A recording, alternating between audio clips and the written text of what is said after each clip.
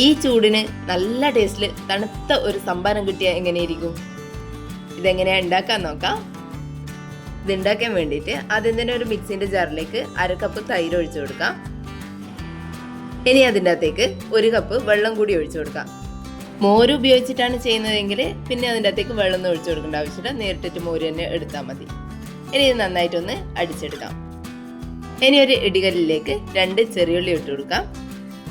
ഇനി ഇതിൻ്റെ കൂടെ തന്നെ ഒരു പച്ചമുളക് ചേർത്ത് കൊടുക്കുക. അധികം എരിവില്ലാത്ത പച്ചമുളകാണ് ചേർത്ത് കൊടുത്തിട്ടുള്ളത്. ഇനി അതിൻ്റെ അകത്തേക്ക് ഒരു കഷ്ണം ഇഞ്ചി ഇട്ട് കൊടുക്കാം. പിന്നെ കുറച്ച് കറിവേപ്പില കൂടി ഇട്ട് കൊടുക്കാം. ഇനി ഇതെല്ലാം നന്നായിട്ടൊന്ന് ഇടിച്ചെടുക്കാം.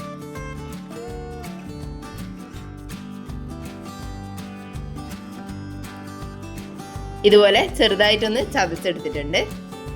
ഇനി ഒരു പാത്രത്തിലേക്ക് നമ്മൾ ചതച്ചെടുത്തിട്ടുള്ള മിക്സ് ഇട്ട് കൊടുക്കാം.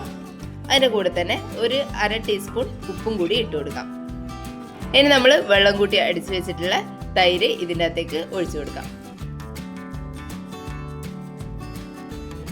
ഇനി ഒരു സ്പൂൺ വെച്ചിട്ട് നന്നായിട്ടൊന്ന് മിക്സ് ചെയ്ത് കൊടുക്കാം.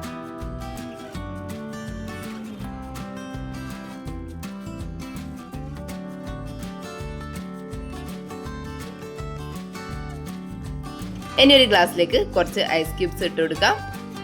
ഇനി ഇതിൻ്റെ അകത്തേക്ക് നമ്മൾ അടിച്ചു വെച്ചിട്ടുള്ള സംഭാരം ഒഴിച്ചു കൊടുക്കാം.